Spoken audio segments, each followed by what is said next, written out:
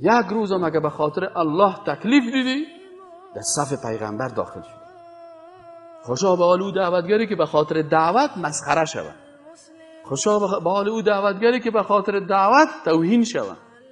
به خاطر دعوت اگر تحقیر شدی، توهین شدی، دشنام شدی، مسخرگی شدی.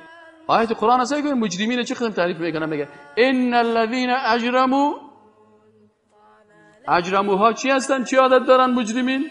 كانوا من الذين آمنوا، صفت اولشان یضحکون، سر مضحکون، این صفت اول مجرمین. و اذا مروا بهم یتغامزون، یگان روز که مثلا پس مجرم سر مؤمن خنده میکنن.